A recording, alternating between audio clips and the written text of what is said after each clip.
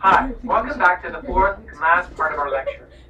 In the previous two parts, we've seen how painting has been used in both Mexico and Canada as a means to construct national identity in very particular and deliberate directions. In the first part of the lecture, I pointed out that painting is often associated with high culture, yet more popular forms of culture can also be used to construct identities. And that's what I'd like to talk about in this last part of the lecture. Canada will be the focus here, but of course the United States very much provides the backdrop given the continental and even global pervasiveness of American popular culture. By examining popular culture, music, art, film, television, even sports, we can begin to understand how Canadians see themselves. Just as the group of seven used painting to define what Canada meant to them and what they wanted it to mean for the rest of us, popular culture can also be used to give the idea of Canada meaning. But more than this abstract conception, culture can be very practical too. On a daily basis, we all act out or perform our culture. In trying to give cultural meaning to Canada and in performing Canadian culture, there are three, what I would say are important issues to recognize. First, there is fundamental difficulty in trying to define what Canada is, because it has never been just one thing. It has been a multitude of Canadas, divided by ethnicity or race, by language, region, class, etc. Second, there's been a consistent sense that Canada is a nation in transition, and therefore so too is its culture. In other words, we might think of Canadianness, the search for a Canadian identity, as a process where the trip is more valuable than reaching the actual destination. Third, perhaps because of the tentative and transitory nature of Canada's identity, and certainly because of the proximity to the United States, there has always been concern over the need to distinguish and protect Canada's cultural identity. Let me explain a little bit more by looking closely at how fragmented Canadian culture is, and then by examining how it appears to need protection.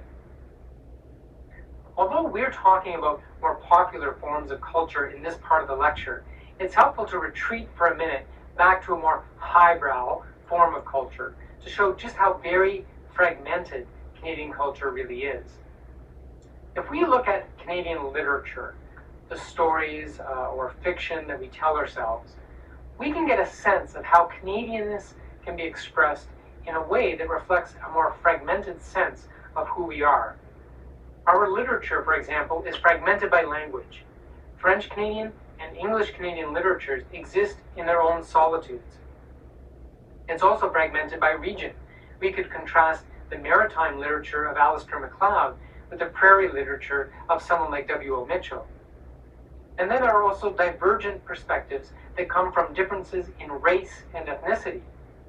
Here we could talk about any number of Canadian authors, including Mordecai Richler, Dion Brand, M.G. Vasanji, Denise Chong, or Aboriginal author Richard Wagamese. My point here is that if we can read this fragmentation in our literature, then we can also find it reflected in other forms of culture, including popular culture. For instance, we can hear it in our music. It would be very difficult to assert that there's one Canadian sound or a common Canadian musical voice. Canadian music is very much part of a larger North American whole. And yet at the same time, some academics have argued that there remains a unique attachment to regional geography and cultural diversity in Canadian music. Certainly, a good number of Canadian artists have achieved commercial success in the North American music market without necessarily being preoccupied by their Canadianness. Yes, you may roll your eyes at Celine Dion, but the reality is that she is still Canada's top-selling music artist. 200 million albums and a net worth of close to $500 million. She's an empire unto herself. And to be fair, she doesn't hide her Canadianness or her Quebecoisness. And there are, of course, parallels with the young fellow from down the road, who typically earns more on an annual basis than anybody, including Dion. Again, you will roll your eyes, but he is undeniably a major commercial success and cultural force. Before reaching the age of 20, he managed to amass a net worth of more than $100 million, and his YouTube videos have been viewed more than 1 billion times. While Dion and Bieber don't necessarily wear their Canadian identity on their sleeves, other artists are very explicit about incorporating it into their music. Here I'm thinking of musicians like the Tragically Hip. Think about their song Weekend. And there are classics like Gordon Lightfoot's Canadian Railroad Trilogy or the Guess Who's American Woman. Even artists like Drake can be forthright with their Canadian identity with songs such as City Is Mine. The popularity of Canadian folk music also attests to the importance of a sort of music genre that is probably more self-evidently regional, and yet also somehow more identifiable as Canadian. One scholar of Canadian folk music has actually divided it into 5 distinct groupings: French Canada, Maritime Canada, Newfoundland, Western Canada, and First Nations. Atlantic music, like that performed by Great Big Sea, is perhaps the most vibrant. Just look to the East Coast Music Awards held each year. So, Canadian music and musicians have managed to engage with the North American market, and at the same time, and with varying degrees of success and intent, assert a degree of distinctive Canadianness. At times, though, we also see that what it means to be Canadian in terms of popular culture can also be very fragmented. Now, to finish this part of the lecture, let's turn our attention to how Canada has tried to both regulate and subsidize the production of popular culture to help develop in unique and distinctive directions in North America, all, of course, in the shadow of the popular culture behemoth to the south, the United States. Canada has a history of governments acting to develop and implement cultural policy. Of course, this is not unique to Canada. Nations around the world have ministries of culture whose missions are to create environments in which distinctive cultures can grow. It's important to realize that such cultural policies are typically enacted as a counterbalance to external pressures, such as globalization and the transmission of mass culture. In the case of Canada, as I've just noted, the principal source of external cultural pressure and anxiety is the United States. If we think of culture as a commodity, it is very clear that Canada has a substantial trade imbalance, particularly with the US. The vast majority of books, films, and music bought here are produced outside Canada, and most of the revenues from such sales also flow outside Canada.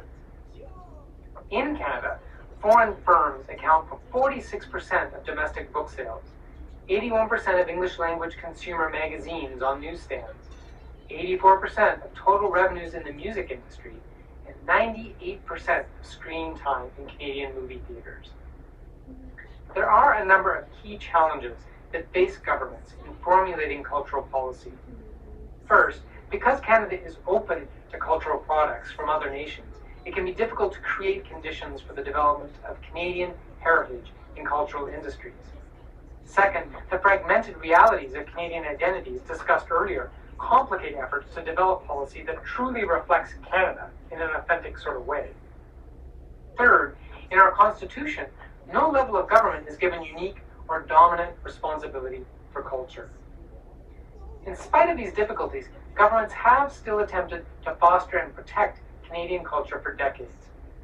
The establishment of the Canadian Radio, Television and Telecommunications Commission, or CRTC as we usually know it, has perhaps proven to be the most important and effective of these measures. Through the CRTC, broadcasters have been compelled to deliver Canadian content. For example, regulations require a specific number of hours of Canadian drama, music, or variety programming each week during prime television viewing time. Since 1971, radio stations have been required to meet a quota of 35% playtime for Canadian popular music. These are sometimes referred to as Canadian content or CanCon regulations. At another point in the course, we'll discuss international trade in North America in greater depth. For now, it's important just to recognize that culture can be viewed as a commodity. It is an important aspect of our foreign policy.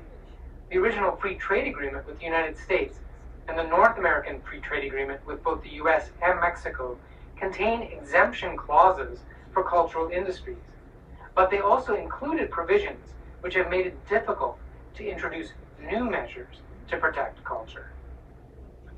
International trade agreements, then, can ultimately make it more difficult to protect cultural industries, even when there are explicit attempts to do just that.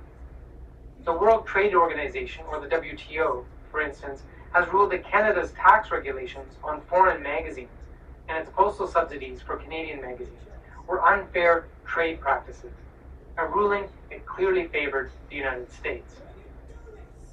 By 1995, Canada was officially identifying culture as a third pillar of Canadian foreign policy, together with security and economic prosperity.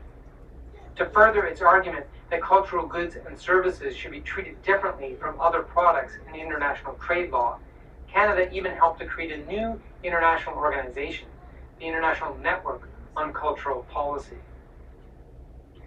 Much of this regulatory activity and international diplomacy might be seen as resisting the irreversible trend of the globalization and continentalization of culture. What I hope you have seen in this set of lectures is that culture, whether it's the high culture of painting and visual arts, or the more popular modes of culture, is complex in a North American context. At times, in both Mexico and Canada, there have been very deliberate attempts to develop and construct national identities through culture. Yet Canadian diversity presents a particular challenge to the establishment of any single national identity, and in some ways has led to greater insecurity about the influence of American popular culture. This, in turn, has led to regulation of popular culture, particularly in more recent decades, even as the liberalization of trade across the continent makes such efforts more and more difficult to maintain. That's it for this set of lectures. We'll see you in class.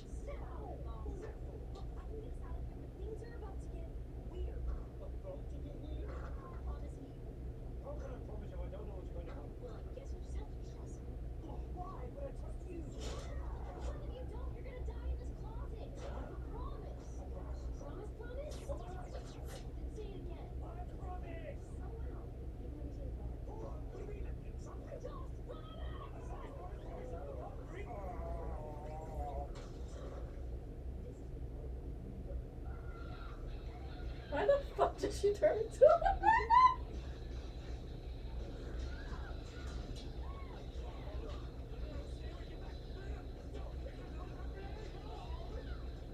I think they should kidnap his boyfriend.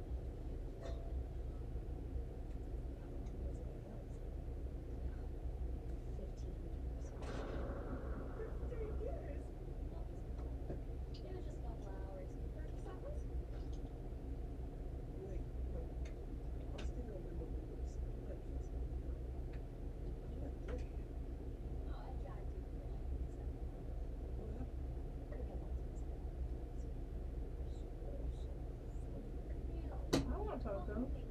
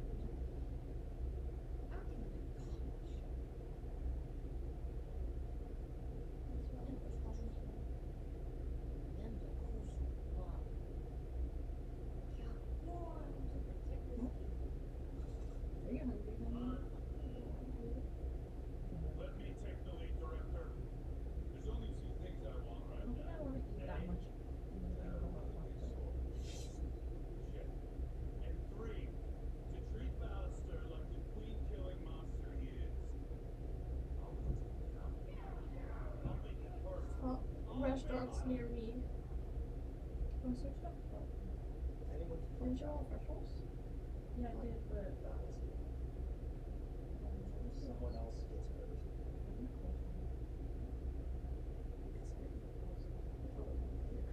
realized I got my computer and nothing again.